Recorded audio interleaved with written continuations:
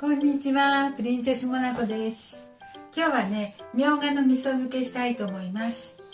みょうががね、ちょっと取れたので、少しだけね、それを味噌漬けにして、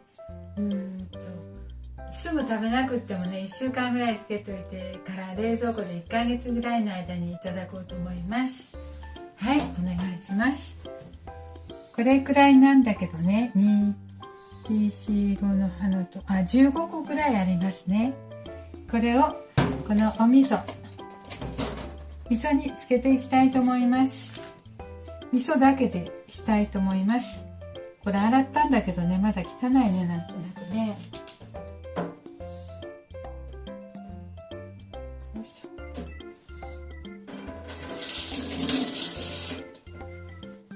ちょっと洗ったんだけどね。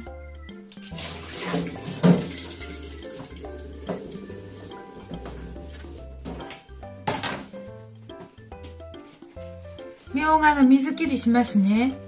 みょうがきれいに洗ったと思ったけど、やっぱりなんか砂入ってたりしますね。みょうがね、砂のところを取ってたらちょっと小さくなりました。よいしょ。みょうがの水気を取りました。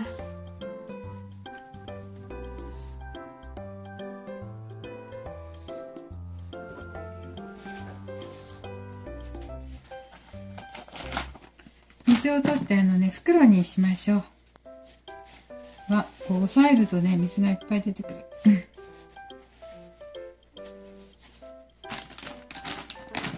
水を取って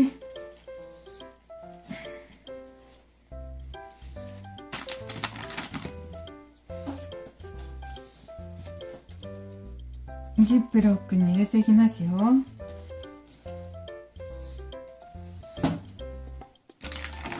い、こんなちょっと小さくなりました。ゴミ取ってたらどんどん小さくなって、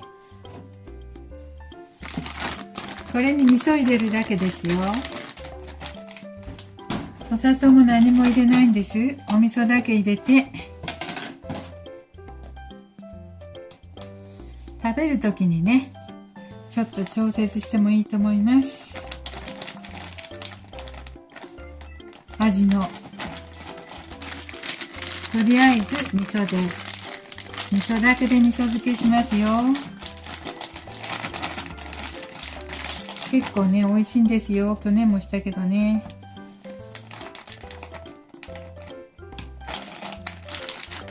簡単だけど美味しいです。よいしょ。結構長く持ちますし、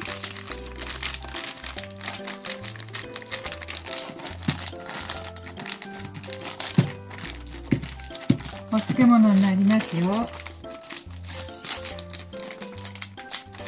水絞ってるしね。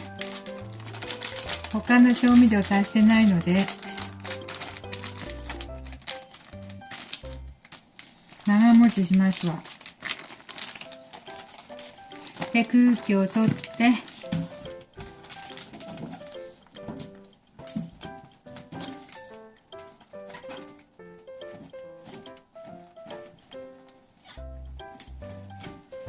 はい、これでいいんです。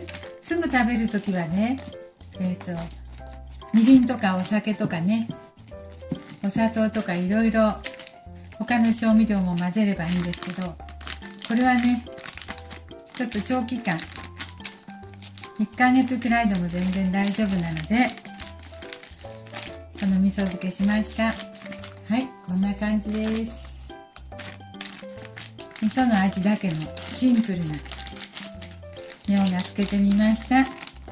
はい、ありがとうございます。見ていただいてありがとうございます。これ美味しいんですよ。お茶漬けとかにしても。甘さはないけどね。よいしょ。はい、ありがとうございます。